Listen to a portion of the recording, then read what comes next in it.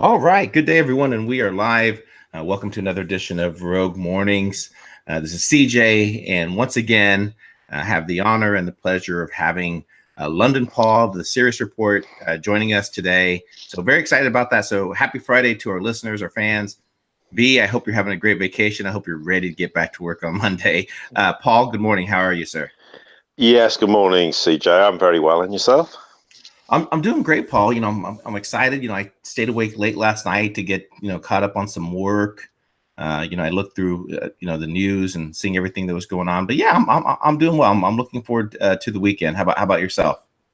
Yeah, likewise. I mean, so well, not that anyone needs to, but obviously busy doing some things this morning for my mum. But yeah, made good progress. So I'm looking forward to another sort of discussion about the literally daily events that are unfolding, which are enormous in quantity and getting ever more profound. I mean, sometimes odd things are maybe fairly insignificant, but we're seeing more and more developments on a daily basis, which are anything but insignificant. So, Yeah, absolutely. I completely agree. When I was looking through some of those topics, there was several in there that are just very interesting and just things for people to keep in mind and paying attention to things that are happening globally, geopolitically, to keep in mind that even though the media has us so focused on the piddly little things, time and time after again, it's very easy if even if you spend like an hour watching TV or half an hour, it's almost like you get this derangement because they everything is just so tense and this is happening. But yeah, it's interesting times indeed, Paul. yeah, most certainly. I mean, maybe we could start with the US and China. I I mean, to be honest, this whole sort of trade war, which effectively what it is, I mean, the fact that they even bothered the Chinese turn up suggests that they thought there might be some mileage in turning up. But the reality is, there wasn't a lot of optimism, I don't think, on either side of the equation. And the problem is, without trying to apportion all the blame on the US, but maybe we need to preface that by saying, look, this isn't about tariffs in the sense that the US, should suffer, other nations putting tariffs on them. I agree there needs to be some sensible approach to how this is resolved. But the US deciding just to go, hammer and tongs and impose tariffs on China, who of course have reciprocated, and then the US puts more tariffs on China, and China reciprocates, but it's got to the point where China can't really reciprocate in terms of trade. So they're going to do some other things that are probably going to be far more damaging to the US economy. But one thing that I was told today, which is quite interesting, is there's an understanding now because of the tariffs that a lot of US imports, the average consumer is going to start to see price increases of 7, 8, 9, 10, and maybe even up to 15 and 20%. So in essence, you're seeing inflation for the US consumer in buying goods. Now, of course, the latest talks are broken down effectively with no resolution of anything, and they've made no progress. And I think the problem is the Chinese are saying, well, look, if we're going to make progress, then it has to be reciprocal. But the US just wants China to do everything they want with, and unfortunately, the US is not in that position at the moment where they're very good at negotiating, because they were so used in the past of saying, well, this is what you're going to do, and nations used to sort of bow down to them and say, okay, you want me to jump how high? Well, of course, China's not going to do that. And they're going to say, well, I'm sorry, unless you're prepared to negotiate, then we're at an impasse. So, what, of course, we'll now expect is a huge escalation, of a trade war. Effectively, the US may be putting another $200 billion worth of tariffs on Chinese imports, which, of course, China will respond. And I think what's kind of telling is that Chinese officials raised the possibility there'd be no further negotiations could happen until after November's midterm election. Why they seem to think after the midterms is relevant, I'm not entirely sure. I mean, I don't want to go into speculation because we don't deal in speculation, but there may be just the rationale is, look, the midterms are coming up. I think Trump's got enough to deal with. Let's just park this for now. But I think once again, the issue here, it's not Trump. It's Trump's advisors and how they're trying to play hardball. I mean, yes, at times Trump's made some ill-advised tweets, made ill-advised comments, but in essence, he was nearly, as we said back in the spring, prepared to reach a compromise with the Chinese, and then he kind of got hardballed into not doing that by his advisors, and of course we've ended up with this trade war in the process. But at the end of the day, it's only going to cause price inflation in the US, which the average US consumer can ill afford. And of course, as they say, the lack of progress and this prospect of tariffs, you know, is just going to effectively just escalate out of control. And I think you'd expect a new round of tariffs to be implemented within a week or two at the most. And at the end of the day, there's going to come a crunch point where the Chinese will say, okay, well, we've run out of US goods to put tariffs on. Okay, so how are we going to start to implement additional measures? And it's going to all revolve around the dollar. Well, we know what the Chinese view of the dollar is anyway. But in essence as well, I think part of the thing is that in the Beltway, there's many who are terrified of the progress China's made with the Belt and Road Initiative, which is why they keep trying to rubbish it and claim it's just really, well, they don't say US hegemony, but it's like US hegemony Mark II, which of course it isn't. But China keeps coming out and saying, well, they made a comment saying, it's impossible for China to drop the Made in China 2025. And, they may say there's some license with regarding intellectual property, but even then it's highly debatable whether they'll ever reach a compromise on that. But I think at the end of the day, I think we can just expect this only to escalate further and there will be no resolution.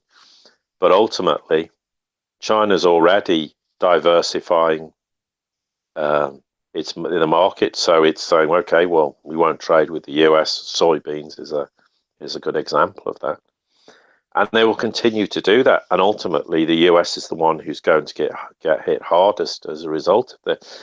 And ultimately, of course, it will lead to further de-dollarization. Now, there are those who quite rightly will say, well, Trump's doing this solely because he has to take a wrecking ball to the cabal, and therefore, ergo, you have to take a wrecking ball to the dollar, and that is true. So, in one sense, what Trump's doing makes sense. But the problem is, there's ways of doing things, and from my perspective, the way they're handling China is not an appropriate way of doing it. There is far better ways to say, well, okay, I know the dollar's got to die. You know the dollar's dying, and it's the end. The Russians do, and so does most of the world in the process. But okay, how are we going to deal with this matter? Because it's the age-old problem.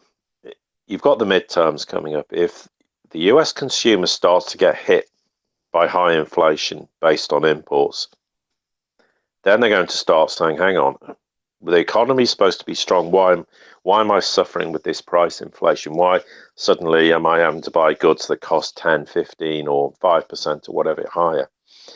It's the timing. It's ill-advised to do this prior to midterms. Now, there will be those who'll say, well, ultimately it won't make any difference. Well, it might make a difference. It might create a tipping point in the US economy, which could then cause a contagion effect that no one can manage. I mean, as much as you can control things, and let's face it, the cabal's controlled things for the last 10 years to preserve the illusion of the dollar, even when the dollar effectively collapsed in 2008. And they'll endeavor to do this. It doesn't mean there aren't a series of events that could conspire to create a financial event which could have serious damaging consequences. And I think it's a gamble that Trump doesn't need to play. But the problem is, if he backs off now and says to China, okay, well, enough of this, then he'll appear weak in the eyes of the American people, who'll say, well, hang on, you were sticking it to the Chinese with regards to tariffs on imports. And now you're telling me, well, actually, we're not doing this anymore. So he's caught between a rock and a hard place, effectively, and he has to follow this through now. I think maybe what will be more telling is, without sounding like a broken record, is what happens after the midterms and how then they approach the whole thing with China. And maybe we'll see something different transpire. But the risk is that the US economy is fragile enough; it doesn't need a trade war with China. And all the rhetoric in the media about China's economy, I mean, is collapsing, and China can't manage the Belt and Road Initiative, and China can't handle this trade war, is absolute nonsense. We've said this before. China has enormous forex reserves.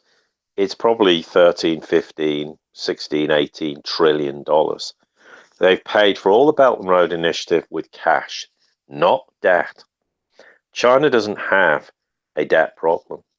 People imagine they have a debt problem, but the debt is internalized, which effectively means it's a bit like, well, this part of the government owes this part of the government money. So effectively, it's an irrelevance. They don't have external debt problems.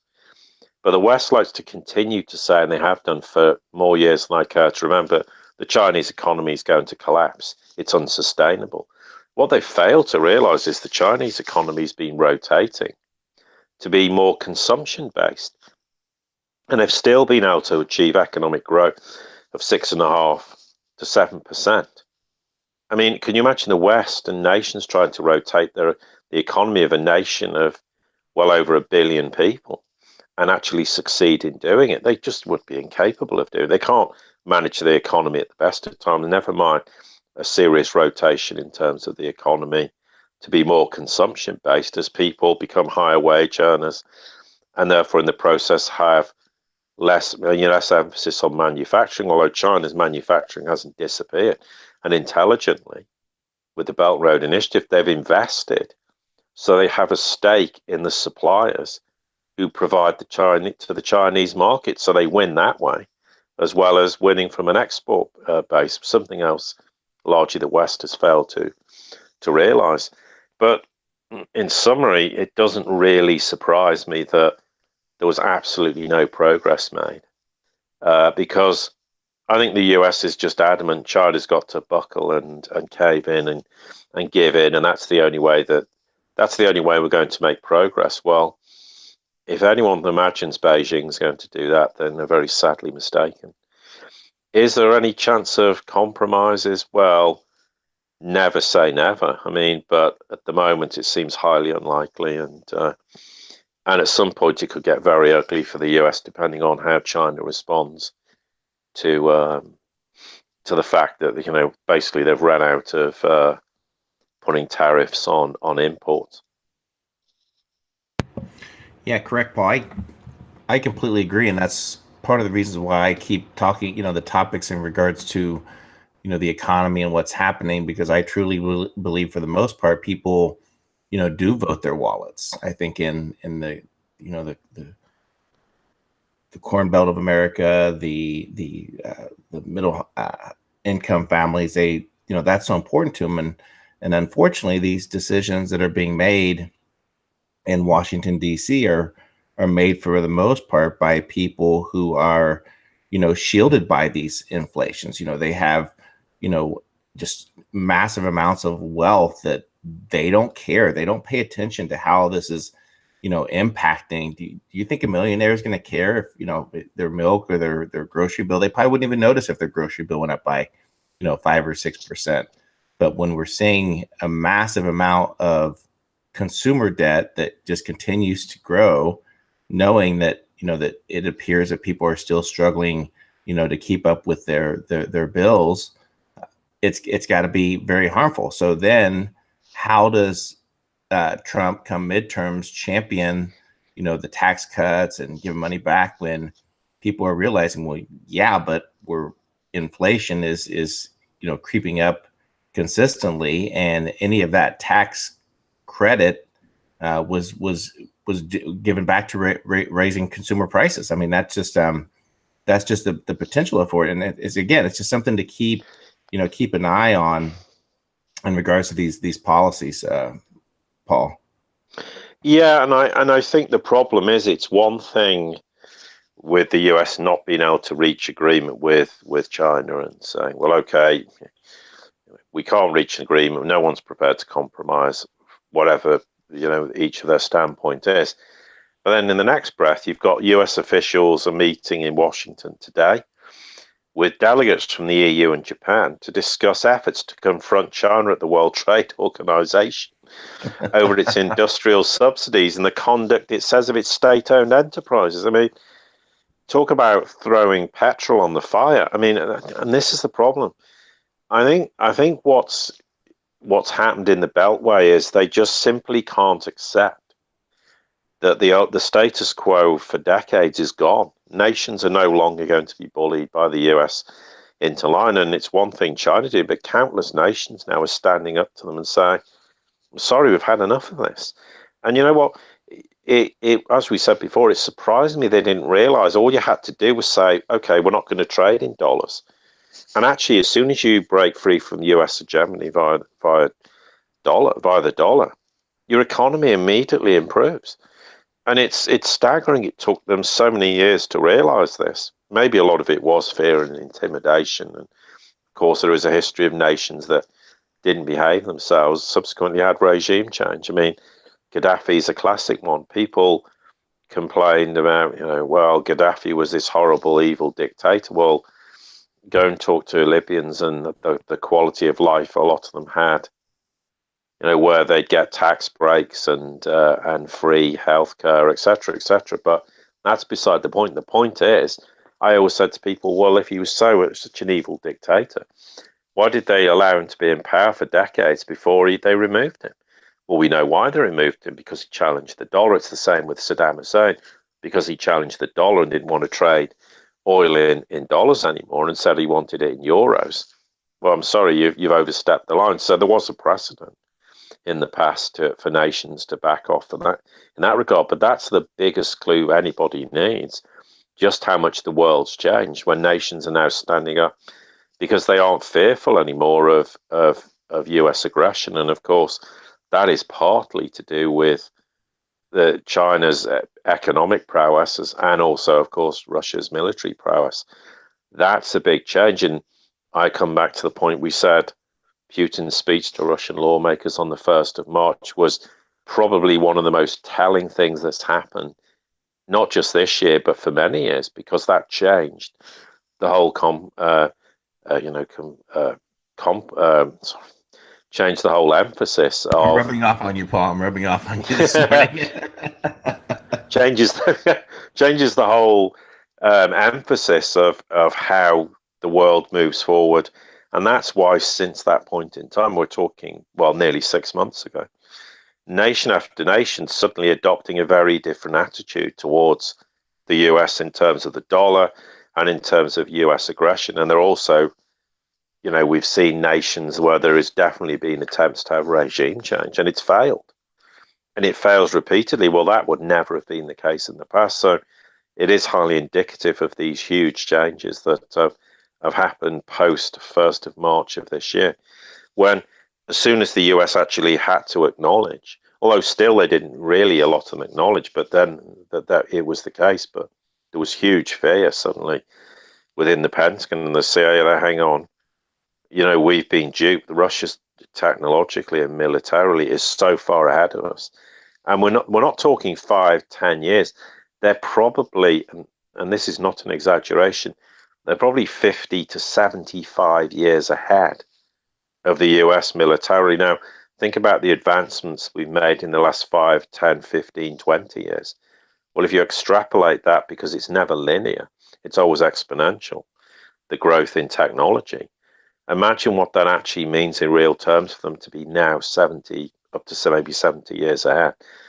I mean, the US has no answer to them militarily anymore, which is why they can't then go and threaten nations. I mean, not that they were ever really realistically ever going to threaten Iran, but you saw how they've conducted themselves in Syria. How there was a lot of bluster about war happening in North Korea, and I said it will never happen because militarily Russia is light years ahead, and that threat means the US will not even consider a war in North Korea. And at the time, people were saying, no, that's not going to happen. And of course, it transpired that that was exactly what did happen, because the US were told, look, if you seriously attempt to launch any preemptive strike on North Korea, we will sink your entire fleet in the South China Sea, and that's just for starters. So think twice about considering any military action preemptive.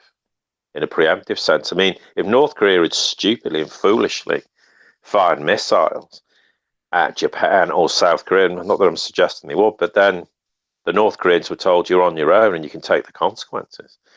So they were even-handed on the matter. They weren't. It wasn't all just taking North Korea's stance on the matter.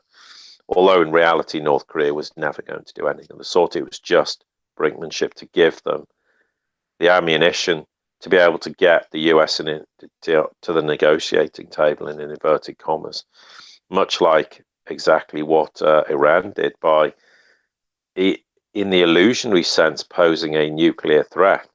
It's why Obama said, okay, we're going to have to get them to the table because we can't, we have to negotiate with them. Anyone who has the potential for a nuclear threat has to be negotiated with, and North Korea learned that from the Iranians, and that's why they were able to make the progress they did by effectively bluffing Washington into believing that they posed a threat. Hence all these missile tests. They were just designed to get the Trump administration to the table because of the unknown fear. Well, maybe they do possess the capability, but the reality is they don't possess the capability to launch any nuclear attack on the US. And for that matter, they're not stupid enough to even consider doing that.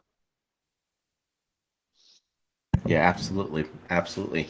Yeah, I mean, and to assess things internally, I think Russia almost kind of provided the blueprint to say, hey, you can operate outside the dollar. I mean, how many years have we had sanctions on Russia? How many times are we learning that there's new proposed sanctions coming on Russia, Paul? And each time Russia has a solution and is in a way kind of providing a blueprint to say, hey, the world is changing, and unless the U.S. starts looking at things a little bit differently, they will be isolated, and that's in a little bit of of what we're seeing now. Yeah, and that's the thing. I think the big question with regards to the US is, okay, we are in this kind of holding position to a large extent where Trump has a very different vision for the US than most of his administration. I mean, that's a statement of fact. The question is, at what point is the tipping point where Trump is able to say, okay, I have this vision, and the Beltway has this vision, or the deep state, the cabal, whatever you want to call them. At what point am I able to enforce my vision and therefore change the entire dynamic? And that's the big question now. Arguably, it comes back to, well, something's probably likely to varying degrees to happen after the midterms. Something actually will park this, but it's worth. I watched that Fox interview, so let's park that for a second, but we'll come back to it in a minute because there was something interesting that came out of that. Now, so with regards to US policy, it's always the question that I think Putin said it best when we met Trump in Helsinki. We had a very useful meeting. Then he goes back and he calls it the establishment in the US, meaning the deep state cabal, whatever you want to call it. They then just rule the roost and tell Trump what to do. And that's effectively what he keeps reiterating and says many times. And of course, the Russians and the Chinese know this. So if Trump is the second Trump's able to do something which counteracts that in a meaningful way, then China and Russia will be supportive. But at the moment, their position is, well, nothing's changed. We're just going to have to maintain the position we're doing. It's not a game. It's not to deceive the cabal. It's saying we work on the basis of how we're confronted with things. And if you're going to challenge us economically, we have to respond accordingly. But with regards to the Fox interview, I think what was quite interesting, they were kind of probing him in, will changes happen after midterm. He's talking about the Justice Department, etc. And he didn't exactly answer it, but kind of inferred that yes, that's a distinct possibility. So I think therefore that is the basis on which we can say, well, we anticipate post the midterms, provided everything goes according to plan, we're then likely to see some initiatives implemented. And the kind of things that we've spoken about since Trump was elected, that at some point he's going to have to grapple with these problems and deal with them. Now, the question, therefore, you would ask is what is going to significantly change after the midterms? That's the thing. I mean, okay, so if he wins by a landslide, the argument is he has more of a mandate to do things, but he's still going to have to, battle with problems in the Department of Justice, in the FBI, in the CIA, and the list goes on, as everybody knows. So then the question is, what's going to fundamentally change to allow him to do that? Well, we can speculate for the next 6 hours about what those possibilities may be, but the inference is that something is expected to change post the midterm. So we look forward to seeing what those developments are. But for now, the world will just treat the US how it has to treat it, because if the neocons are controlling US foreign policy, then they're going to respond to the neocons. It doesn't matter really what Trump says or they know Trump means, because what Trump is proposing isn't happening. And it comes back to the point, what happens in 2 years if he doesn't get re-elected as president? Okay, man, if he does, what happens by 2024? And that's the way the Chinese and the Russians think. They're not interested in today. They're going, okay, well, Trump might be able to do things for the next 4, 5, 6 years, but after that, what happens? Are we going to get Jeb Bush in or something? I mean, I'm being, ridiculous, but I'm using the analogy that you get some complete puppet elected post 2024. Now, by all means possible, I think that's hugely unlikely. But they can only deal with what they see at the time. So therefore, the position may be in 6 months' time. You may be in a totally different world. And then we'll look back and say, okay, there were some fundamental changes. And then China and Russia will act accordingly. But for now, they will not do that. And rightly so, because, for all what Trump has said, he has to deliver on those things. And yes, he has delivered to a certain extent. But having said that, there are fundamentally huge problems that still exist that aren't being dealt with. And, we don't need to labor on those too much, but the obvious ones, like we've said, I mean, when is the Clinton Foundation going to be investigated? When are they going to reopen an investigation into the whole Clinton email server debacle? I mean, there you go, Jeff Sessions. I mean, there's a lot of people who believe Sessions is, on the good side of the fence, and then there's people who don't believe it. Well, my view on it is quite simple. At some point, Sessions is going to have to deliver, and time's running out for him to deliver. I don't think if he doesn't start to deliver some things by the midterms, post midterms, he's going to be out. I think Trump will fire him and get rid of him. So he's got a finite window to do things, and if he does things, all well and good, fantastic, because that benefits the US people, and that should be commended.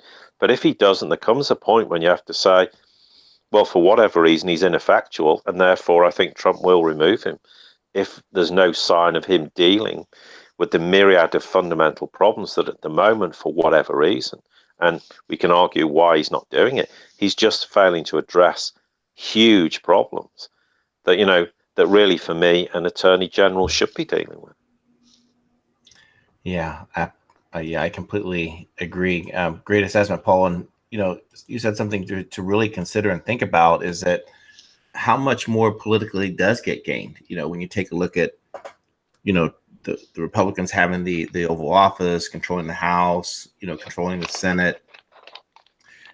I think people will eventually see this. And this is another great example of where I sound like a broken record saying this, but I don't believe anything politically is going to be, resolved through the United States federal government. The government is the problem, in itself. And here's a perfect example where, Rand Paul had to fire back at his own constituents in the Republican Party for blocking his amendment to defund Planned Parenthood. So if we're all excited about all these pedo arrests and everything, which I truly am, I'm glad that they're arresting all these people and these other things. Don't you think we should also take the step and also protect the sanctity of life as well? And so now here you have the Republicans saying that we don't need to muddy the water of a legislation by blocking funding of 400 million in taxpayer money, which results the ending of 320,000 lives each year. Uh, where in the world is the conservative party, the people that supported life? Where is that? And this is a perfect example where I think that the danger lies, where people see Trump as a figurehead, Trump as a person, but understands that the swamp and how massive it is.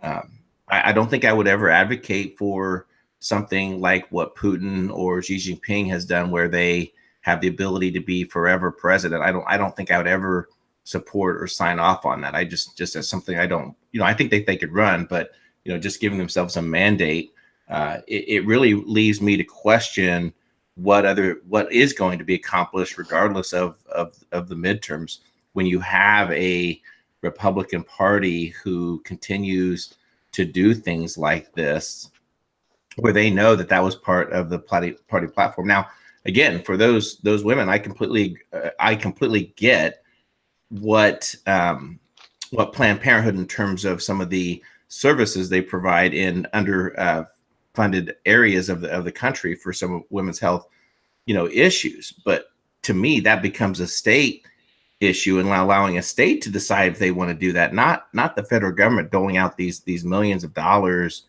for paid abortions, Paul.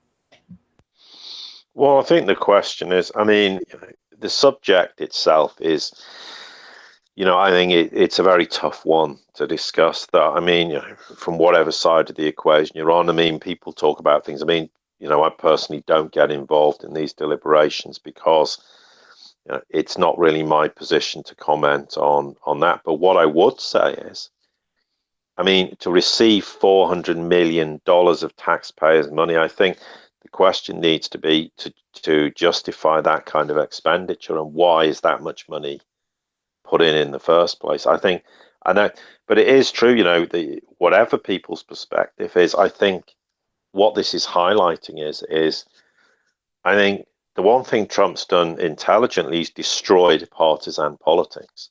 I mean, the Democrats are in tatters essentially, but the thing is, he's highlighting, but not in this case directly, but indirectly, we're seeing how fractured the Republicans are as a party, when there's the relative few who support Trump, and then there's the huge majority who'd quite like to see him probably impeached, but realize the consequences of that would be disastrous for the Republican Party. So therefore, they'll back off. But I think what this highlights is that party politics in the US is deeply fractured. Now, that's a good thing, because that partisan politics has been there to deceive and people, as we know, without laboring that point too much. But the one thing is that he said, I mean, Rand Paul claims that, obviously the Republican leadership is blocking the amendment because they favored bloated government spending more than they care about Planned Parenthood. Well, that's an observation, and it's a valid point. And he said he criticized the appropriations bill that exceeds spending caps by 100 billion. And he's saying big spending Republicans fear that blocking funding from Planned Parenthood would derail their plans to greatly expand the welfare warfare state. Well, that is a whole argument that needs probably discussing for about 10 hours in itself, because he raises a number of huge points in that regard. And, and then, of course, you've got Republicans saying, well, this amendment could be a spoiler, and, the bill will go for a vote without poison pills that may trigger this filibuster from Democrats. And this is the problem. I think there are a number of things in terms of government that should be completely apolitical. There shouldn't be political parties trying to railroad opinions on things. I think some things, it should just be, if legislation has to be passed, it's a free vote, and people can vote with their conscience how they want to do things. And I think there needs to be more of that in degrees of government, rather than trying to to railroad certain policy through or prevent certain policy coming through. But I appreciate it's a very tough subject and in of itself, and therefore, from my perspective, it's very difficult. And I'm not dodging the question but from my perspective, it's very difficult to ascertain what Planned Parenthood does, what are the benefits and what aren't the benefits, what are the things it could do better. And in very sort of rough terms, he makes the point about all the endings of lives of babies each year. But you know what? There's an aspect I don't really want to get into a great deal of detail about, because I'm not going to make comments about things that I personally would find very, very difficult to discuss, because I'm not, anyway, let's just park it at that. I think it's a very tough subject, and the people have a myriad of views on that. And, oh, absolutely, yeah. It's more of a social issue, and again, being a libertarian and the whole thought around it. But you're right. I think it ties more specifically to the massive amount of funding and government spending and big government making these and it's decisions. and effectively it's politicizing something that shouldn't be politicized, really. I think that's the big problem, and I think in a sense that the broader sense is where Paul makes Rand Paul makes those statements that the big spending Republicans fear that blocking funding from Planned Parenthood would derail their plans to greatly expand the welfare warfare state. Well, that's a far bigger question that needs addressing, and we come back to that point of making people highly dependent on the state. I mean, certainly it's happened in the UK, it's happened across Europe, and it's happened in the US increasingly, and that is a far bigger problem that needs addressing. Absolutely, and this kind of ties into it a little bit, Paul, and that's the life expectancy declines seen in the U.S. and other high-income countries. And I'm interested to hear your perspective. I know I have mine, just in part because I think that this ties directly into not only the political awakening that's happening around the globe, but I think here in the U.S. a massive awakening as well in regards to our food supply, the dangers of vaccines. We pride ourselves in America that we spend more on any other country in terms of healthcare, but yet the life expectancy is decreasing, Paul. So I don't think, and I don't think there's been really any big major innovation in several years in regards to how we treat certain disease state managements, Paul. Yeah, I think this is a massive subject, because let's look at this. It really doesn't ultimately come as any surprise that we're having this tipping point in life expectancy. I mean, we talked about, and there's an article highlights the opioid epidemic, which certainly is an aspect of it. I mean, they tried to go this severe flu season on older adults, and that's just a smokescreen from the major problems. I think undoubtedly a lot of the problems is dietary related. It's GMO food, it's preservatives that that are put in, and people eat a lot of processed food, which is a huge problem, because a lot of healthy foods are just unaffordable. We're back to the whole economic problem of people just trying to survive on very poor standards of living. I think health issues are certainly a problem. Vaccines, we know, is a hugely contentious subject area, and I've always had this viewpoint of with pharmaceutical companies that pharmaceutical companies will go bust if people were healthy. So they have to keep people well enough, so they need repeated doses of medication, but not too well enough so they don't need them anymore. And you could say that's quite cynical, but in reality, that's exactly how the industry works. And there are a load of better alternatives for people to be treated, but big pharma wants to make huge profits, and in the process, I think the health service doesn't serve the best interest by any stretch of the imagination of the average person. And of course, what's undoubtedly happened in the last 10 years, there's been a decline in people's earnings. They, despite all the idea that inflation's very low, it's been increasing, and people are finding it harder to make ends meet, which is why we have even more spiraling in debt terms. But what this does, it affects people's health, and also the other thing is the stress levels people have in their lives. That stress is one of the biggest killers of people. It's a known fact, and there's numerous scientific studies that proves that's the case. And of course they highlight things like widespread or sustained declines in life expectancy does signal problems in a nation's social and economic condition. And that's absolutely true.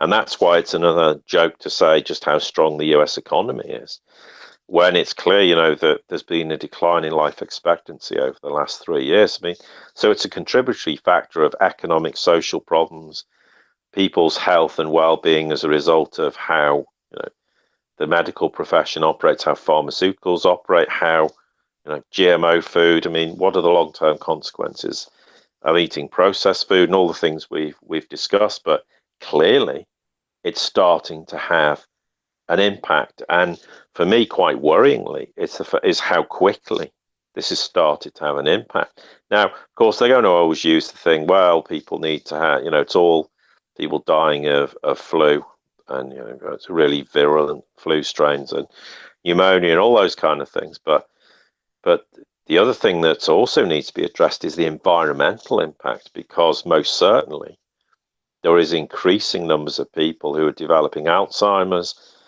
and Parkinson's, never mind cardiovascular disease and other sort of respiratory disease, which is a huge problem. Now, you can attribute that part of that is people were living longer and therefore more likely to develop these things, but certainly there needs to be a look into the environmental pollution and the effects that's having on people's health. And so there are a myriad of issues that need to be addressed. And yes, the opioid addiction is a big problem, because that's having an effect on deaths on those in their, as they say, 20s and 30s, and that's very much the case. And that also is going to have an impact on the overall statistics. And then you've got to factor in, is people become not just an opioid addiction, there's alcohol addiction, there's gambling addiction, all the addictions people are, and how that affects the health and well-being of the individual, their families, and and in the process, and how is that skewing these statistics as well. So really all it's showing us is the rapid decline in the social and economic well-being of people in what are supposedly first world nations.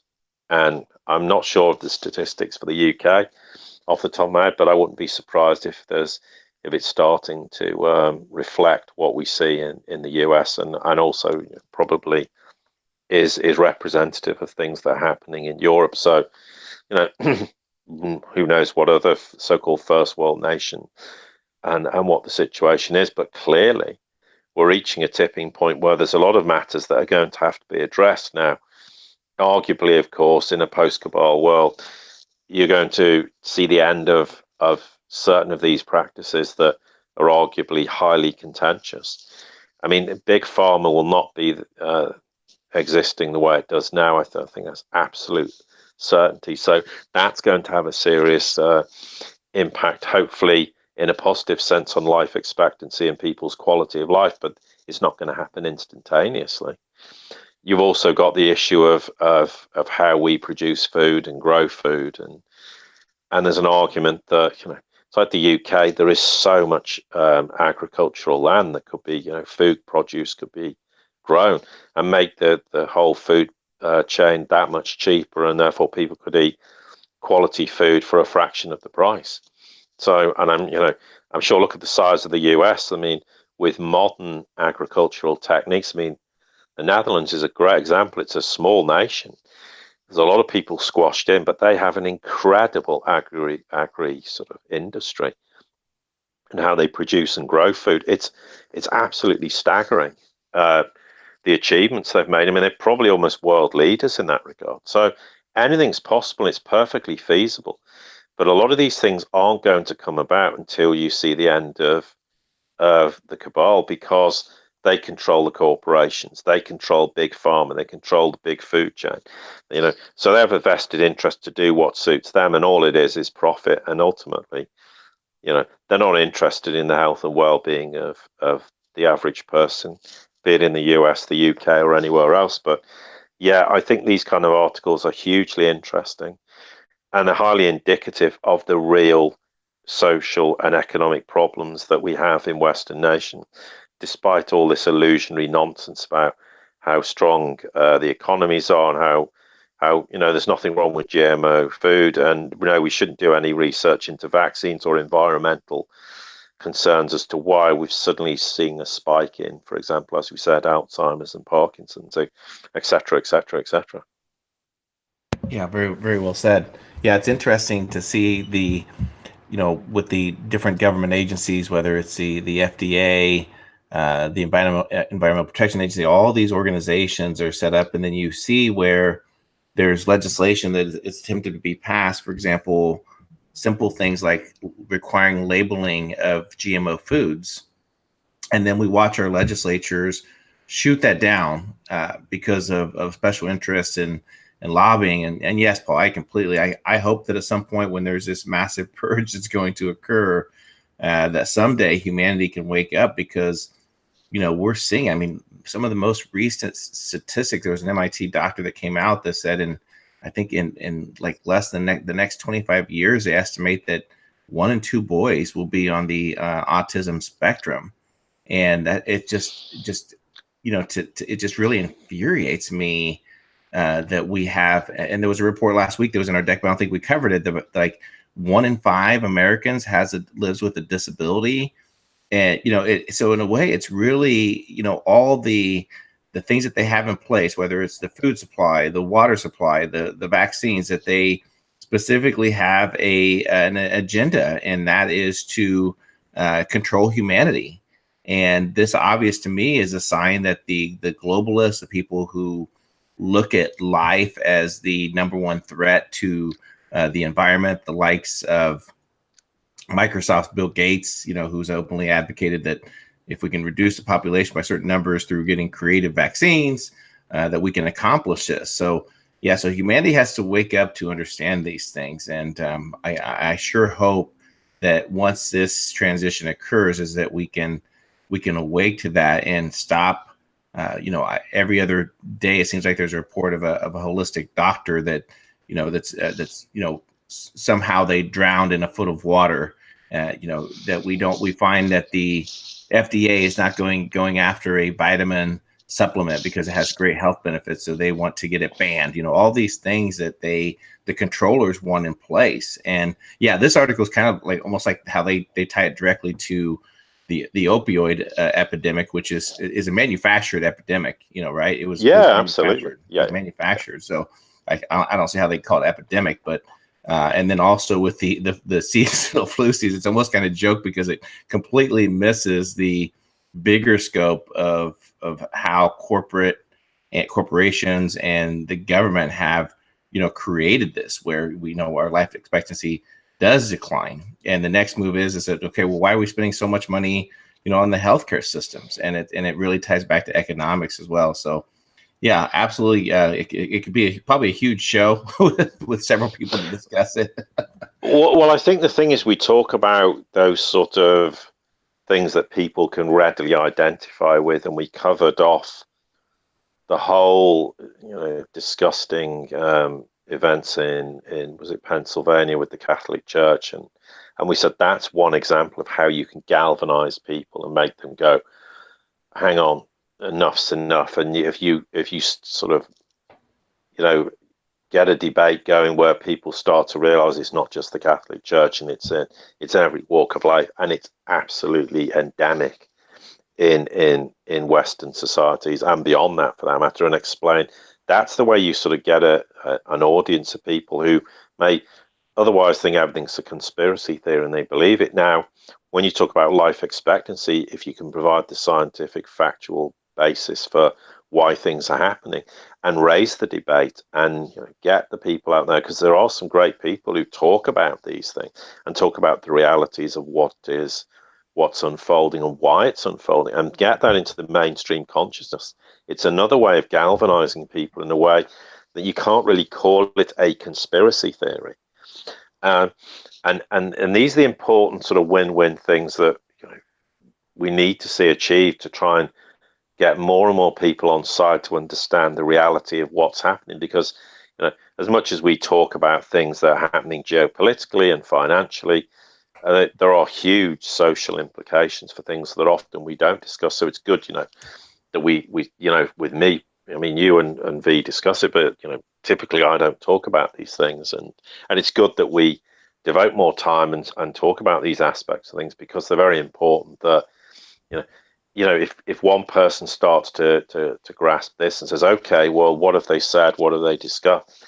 It's just another way of planting some more acorns and growing some oak trees, and this is the important thing. You have to pick your battles with how you convince people. I mean, I've talked to people in the past to understand the financial markets, so there was a way of actually being able to approach that with that.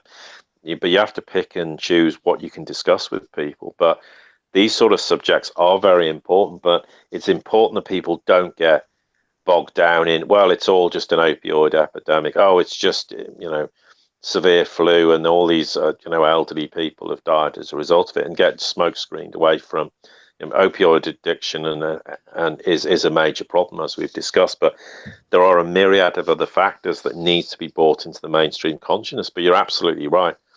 How many holistic doctors have mysterious accidents?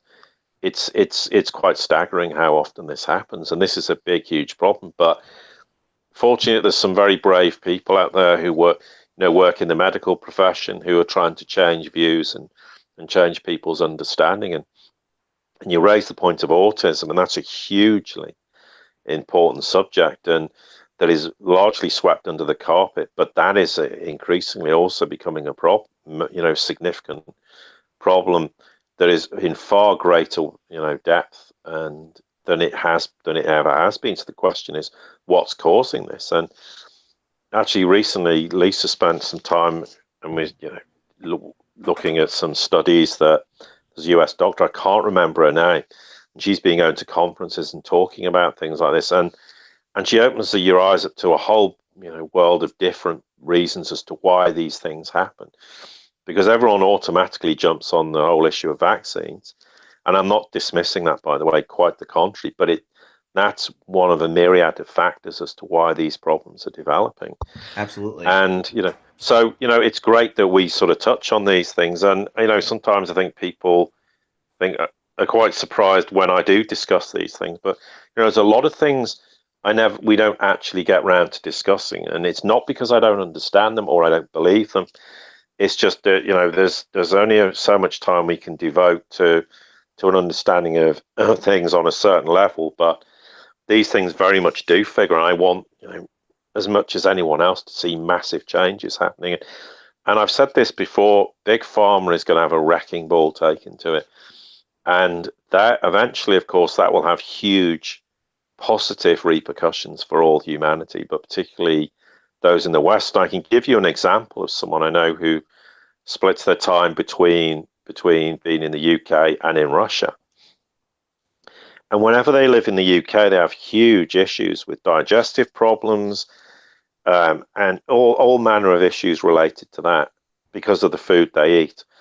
As soon as they go to Russia, it stops immediately, and they're perfectly fine. They come back here, they have these problems. And of course, that raised their interest. And as a consequence of that, they started to look into it. They got a greater understanding. They've told a whole bunch of people. And these, sometimes unfortunately for him, the suffering he went through was awful. But the byproduct of that is he learned and understood, okay, there must be something fundamentally different in terms of how food's produced. And of course, we know absolutely that's the case.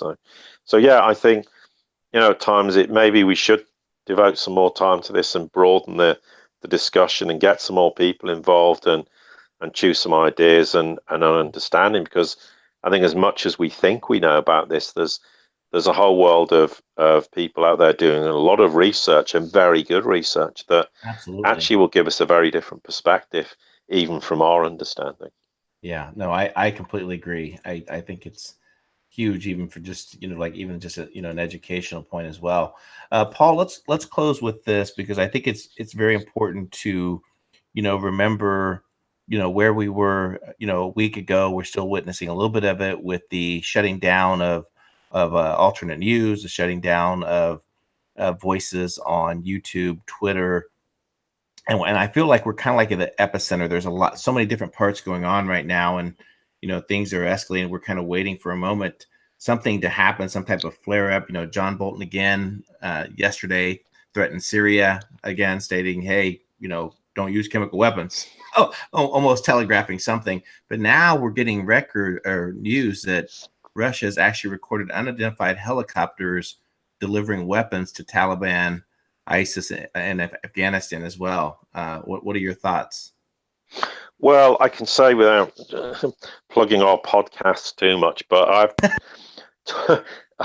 I've talked about this with my subscribers on and off for a long period of time about huge amounts of evidence that have existed with regards to similar events in Syria. I mean, there is the question that you get arms shipments into countries and they may be intended for the right people and then they fall into the wrong hands. I mean, there is a legitimate argument that says that, but there's certainly equally a huge amount of evidence to suggest that the US coalition forces and the Israelis, for that matter, have been directly or indirectly supplying arms to, apart from the so-called rebels, but in the end, Daesh operatives were getting it, these weapons as well. Now, I covered this off some time ago that Russia was seeing some very strange developments happening with regards to unidentified helicopters providing arms to various groups inside Afghanistan. So this comes as absolutely no shock that, and when Russia says we've recorded flights of, these mysterious helicopters supplying weapons to units of the Taliban, and ironically, of course, Daesh or the Islamic State, so they're actually providing arms to both sides. I mean, bear in mind that the Taliban and the Islamic State are fighting each other in Afghanistan, so they're just perpetuating this war, this ongoing war. And when Russia says this, they'll have huge amounts of intelligence. I mean, for me, I can't remember how many months ago I commented on this. So this is hardly new news. In fact, it's pretty old. And again, it's Russia putting out old news, and people think it's new news, and they'll have accumulated vast amounts of intelligence.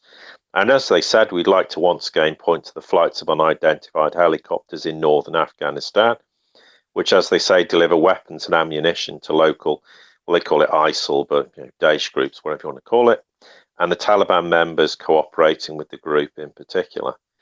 I mean, this is a classic problem where they just want to keep the war going on and on and on and on and on, because the military industrial complex benefits by making huge amounts of profit from supplying arms.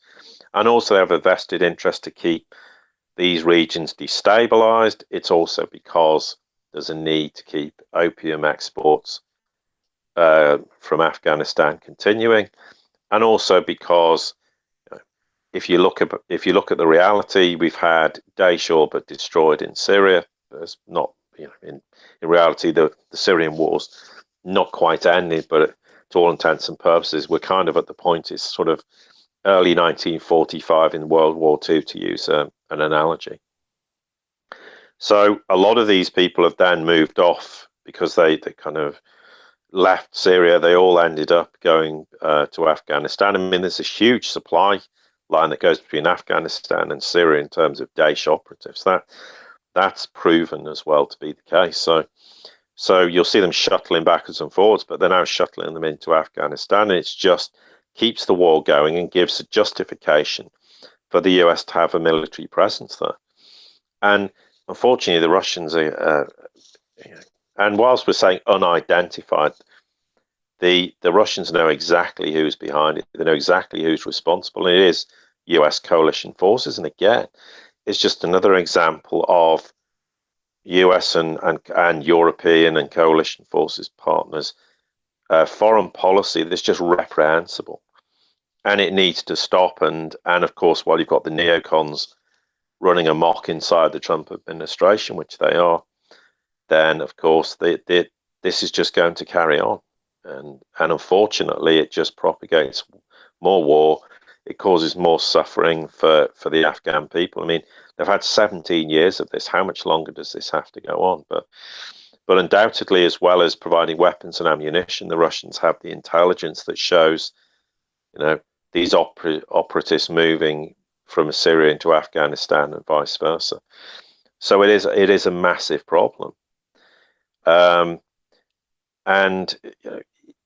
there has to come a point where it's going to have to end, and it will end at some point. But for now, unfortunately, it's going to carry on because Trump really doesn't have control over foreign policy. I mean, Trump would like to get out of Afghanistan. He'd like to get out of Syria. He wants the end of the nonsense in Ukraine, and the list goes on and on and on. But at the moment, he's not capable of actually doing that because there are bigger interests at play inside, obviously, Afghanistan and Syria and other nations, Ukraine, for example. But yeah, this is old news, and it will continue for the time being. It's very frustrating, but what can the Russians do except publicly say mysterious aircraft? In a way, they're just telling the US coalition forces, we know exactly who's responsible. By the way, we have all the intelligence, and they're using it as leverage, because the one thing the Russians do very intelligently, they have a lot of intelligence, and it's been used to great effect to leverage some big changes that aren't obvious necessarily to anybody, but they've made a huge difference in not playing your hand. Everyone says play your hand. It's like, Russian intelligence, just tell the world about 9/11, what happened. Yeah, they tell the world would be told this is a load of rubbish, it's Russian propaganda, and then it all disappears, and any momentum's gone within a day or a week at the most.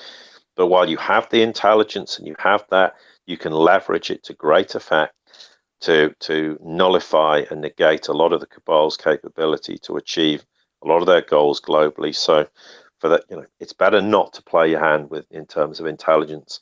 There'll come a day when all these things will become obvious to people. It will become public knowledge, but for now, there's no point doing it. There are far bigger games that need to be played, and to use this intelligence as leverage until the day comes when there's no need to use it anymore, and therefore at that point, it's released to the public becomes not an issue. But at the moment, it's far better Russia doesn't do that. And as the saying goes, how much intelligence was Trump in possession of as a result of meeting Putin? Because the one thing they were all foaming at the mouth at, the neocons, the Beltway, we can't have Trump and Putin having a one-to-one meeting. We can't allow this to happen. Well, we know exactly why, because they full well know that obviously Russia has all the intelligence, and they do. We talk about the Chinese having great intelligence, they do as well, but the Russians are light years ahead of everyone in terms of intelligence gathering. And this goes back over decades. So they have huge amounts of highly valuable information that would, for someone like Trump, be hugely beneficial. So that's why they're all foaming at the mouth about him, meeting him on a one-to-one basis and demanding transcripts of what the interpreters had when, being privy to what was being discussed. Because obviously, notionally at least, Putin's English isn't that great, although I think it's better than perhaps people realise. But probably in terms of their one-to-one meeting, they would have had interpreters there. But yeah, sadly, this is old news. It's not surprising. It's hugely regrettable, and at some point it will come to an end. But until it does, there's going to be, there's no sort of solution to this, and it comes back to the point where we show, there's plans to have an Afghan meeting in Moscow in early September, and there's going to be lots of principal players there. And who's the one nation who refused to turn up and cooperate? The US. I mean, so this is just another, it's part of an endemic problem that exists, that the US neocon influence has no interest in ending war. It just, it wants more and more wars. It doesn't want less wars. So it'll do anything not to cooperate. But in the process, the rest of the world's going, well, hang on, everyone else wants to bring an end to the war in Afghanistan, but you're not interested. Well, you're just highlighting to us, your standpoint. And of course, the biggest problem you've got is Bolton. I mean, you only have to listen to Bolton's rhetoric and on a near daily basis. I mean, he's telegraphing the likelihood of various events happening in the future. I mean, the classic one was to say to the Syrians, well, don't use chemical weapons in Idlib. I mean, my immediate reaction is, well, have the white helmets moved there? And that's the other thing. There was a huge problem, and Trump made a howling error of judgment, was when the whole point was, well, we're not going to finance, there was a big thing, we're not financing the white helmets anymore. And then suddenly, to the tune of 6.6 million, they're given additional funding. Then they got pulled out of southern Syria because they looked like they were going to get routed when the Assad forces and the Iranians and the Russians took control. They were all given free passage to leave via Israel and who knows, Jordan and who knows where else in the process. And now, by all accounts, they've sort of turned up again in northern Syria. And we know historically, wherever they turn up, there's this incredible coincidence of chemical weapons attacks happening. I mean, they clearly have a nose for them. It's amazing. Don't they? They can predict the future. They have magical bulbs, they're in front of them. Well, it's interesting, the timing and with this article coming out too, because there was a lot of speculation, Paul, that Trump was planning his military parade to honor the military, and that was also going to signify a drawdown of troops around the globe. But that's been called off, stating that it was too much money or something. But then this escalation occurs in Afghanistan, and there's been recent flare-ups. You also have, the likes of Eric Prince trying to get involved and saying, well, maybe we need to privatize the war there. I mean, could this opium drug trade be the lifeline of still financing some of the likes of the deep state operatives? Oh, it's most certainly. But I mean, I can't say how big the narco trade is annually, but we're talking trillions. I mean, not just saying solely from Afghanistan, by the way, but it is absolutely enormous. So, yeah, it's used to finance a lot of cabal operations for sure. And you raise the point that they cancel military parades, citing they haven't got any money, but they signed off a $716 billion defense bill. Bingo. So there's always money available when certain vested interests want to spend money. But I mean, to cite not having money to stage a military parade is a farce, and I think it's indicative of a far bigger problem that exists within the US and in terms of the military. And I think you make the point about wanting them to privatize the war in Afghanistan. Well, good luck trying to do that. Well, the bottom line is no one's ever going to beat the Taliban. The Taliban will never lose the war. So, but I think the question is, no one cares about that in the West. I mean, if war's profitable, and the longer war goes on, the more profitable it is for the people providing arms and ammunition and providing contractors and providing the intelligence. I mean, it all costs money, and someone's got to pay for it. And in the process, some people are getting very fat and rich on the back of it, and that's what it's all about. There's no desire to end the wars in these nations, because the truth is, after 17 years, you'd stand there and go, "Hang on a minute." Yeah. I mean, maybe it's about time we took a different perspective on how we deal with it. But Russia's proved that in the space of 3 years, what they've done in Syria. I mean, and Syria was a massive problem that everyone said, "Yo, you'll never resolve it." The only resolution is Assad's going to end up being removed from his presidency, and it'll be the end of the Assad regime, as they refer to it. And we're going to put a Western puppet government in, and then we'll do all the things we want to do that Assad refused to do.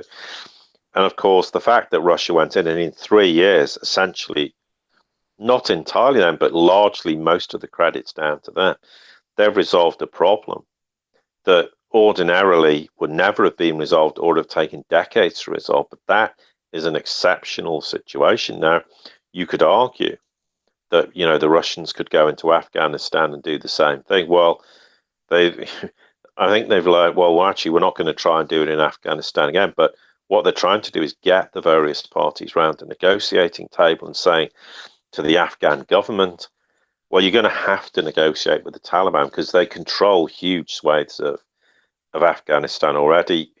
You're going to have to legitimize them and allow them to join in the government and the governance of the country. And then actually, you're going to have to realize that you're both going to have to deal with a more fundamental problem, which is all the Daesh operatives or ISIS, ISIL, or whatever you want to call it, piling into Afghanistan because they're being disenfranchised in Syria and they're looking for somewhere else to go. But Afghanistan is a big problem, not just because of Afghanistan. Just look at it geographically, its location with respect to nations like Pakistan and China, etc. So there is a huge risk that Afghanistan needs to be nipped in the bud, and finally things are going to have to be resolved. Otherwise, the spread of terrorism across Central Asia into China, etc., is a huge risk of that, and it's something why I said a long time ago, global terrorism is a massive problem in a post-Cabal world. I'm not talking about taking control of nations like Syria and having that kind of firepower to do that. I'm talking more of these random sort of indiscriminate wildcat attacks that happen. The risk is they will continue. So and unless there is a global response, which is exactly what Russia and China and other nations are saying, we need a global task force to deal with these problems. And that's why I've said I think there is an underlying problem in Europe with all the immigration. And I'm not saying every immigrant is a terrorist because that's absolute nonsense, but there are people who are known terrorist operatives who've entered into Europe. They've formed sleeper cells that exist all around Europe, and at some point they can be activated, and they could cause huge damage and mayhem and loss of life across Europe. I mean, that's a reality. But at some point, the Russians are going to have to go in and resolve this problem and deal with it. And Europe's going to need them to do that. And that's part of this sort of integration of Europe into Russia and the Russian military integrating into Europe and having really a huge and dominant position in terms of future military operations and how the military conducts itself in Europe. There's going to be an absolute necessity to deal with that. So because this terrorist threat is never going to just go away because the cabal's disappeared. There's an argument, how is it going to be funded and financed? And there is a question of that. But there are the threat of sleeper cells that can just suddenly activate, cause carnage in a major city somewhere in the world and then disappear again is unacceptable to humanity, and it has to be dealt with. And unfortunately, the West, they're the cause of why we've had all this extremism. And the other thing is because of events in Syria where they were told, you're going to win, it's a war, you're going to win, we're going to control and form a caliphate across the whole Middle East, and Syria is part of that. And of course, now that's not happening. They feel disenfranchised by Western nations. They feel let down. So they're going to go and wreak havoc in Western nations because of the fact they feel that they've been, either let down, badly treated, or they've been betrayed in some way. So there are huge problems and consequences for the West. It's the old cliche of saying, what you sow, you shall reap. And unfortunately, Western nations risk reaping that. And particularly Europe is a classic example of how that infiltration's happened because of the huge migration that's happened into Europe, precisely as a result of the Arab Spring, Syria, Afghanistan, and the list goes, Iraq, and the list goes on and on and on. Absolutely. Paul, please plug your website, how listeners can learn more about your subscription-based system, and we'll close this show out. But again, also, Paul, big thank you for the past 2 weeks and helping out. I really sincerely appreciate it. So thank you. Oh, it's a pleasure, and you don't need to thank me. Honestly, it's not you know you made it very easy. You come up with a list of topics. I have a quick flick through it, think about it, and then we come on and discuss it. So it's a real pleasure, and I'm glad I can help you a bit, and it's good that V can go away and have a bit of a holiday, and there's other people around to help while he's away. But so no, it's a pleasure, and you don't need to thank me. The pleasure's mine. So Well, we appreciate it. yeah, in This, terms of go the for it. website, obviously it's the SiriusReport.com, SIRIUS. And yeah, we have a lot of free material. We do these shows. Obviously, we do some other shows. We're going to do a show with someone else in the next couple of weeks. I need to get back in touch with them about that. But yes, we have the podcast subscription service. We do 5 equivalent a week. It's about 100 minutes roughly, and it's very detailed, very packed information. It's very concise. As someone says, there's not a word wasted, and we literally do not waste a word. We try to get as much information in and keep it very detailed. It's stuff we don't cover off anywhere else, or as we said, there's things we're discussing now I discussed on that many months ago or several months ago. So we're always trying to be ahead of the game in terms of providing people with the information as to what's going on. And, obviously it's $4.75 a month, which is considerably cheaper than our peers. Not that I'm saying anyone shouldn't listen to our peers, because people should listen to as many different sources as they can.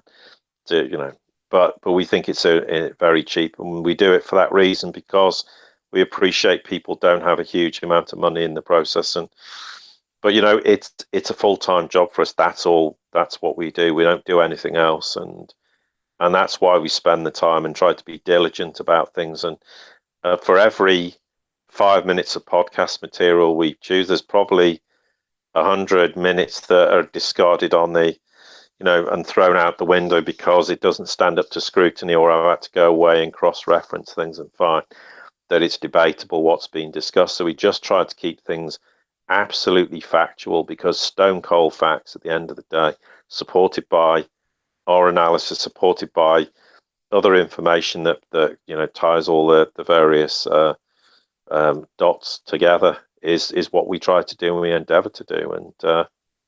And thank you again for Rogue News, because you gave us a huge foot up in that regard and got us a bigger audience, and we're very, very grateful for that. And that's why it's always nice when someone helps you, that in times like the last couple of weeks, we can help you likewise, because that's the name of the game for all humanity, that we all look after and help each other as much as we can. Absolutely, absolutely. Paul, thank you so much. And then also, thank you, Serious Report. Also want to thank our sponsors just real quick. My CBD Edibles, also Remain Calm. I'm going to get with the crypto guys. We were going to try to do a show, I believe, on Wednesday. So I'm going to get with them, see if we hopefully can't put something together this afternoon. And then also liquidbase.io. So go to roguenews.com, subscribe, make sure you check out our YouTube channel, our Twitter handle. We're going to be changing things up here in a little bit. When V gets back, we're going to organize, kind of follow through on some of our discussions in regards to the censorship occurring on YouTube and everything else. So stay tuned, subscribe. That way you can get the information as it's released. Everyone have a great weekend. Stay safe. I will be back at 12 p.m. with Harley Schlinger. He had some technical issues yesterday that prevented him from doing a show, so we're doing it today at 12. London Paul, thank you so much. Have a great weekend. Yeah, pleasure. And likewise, you have a good weekend, and all the listeners too. All right. Thank you. With the CJ and London Paul, we're signing out. Take care, everyone.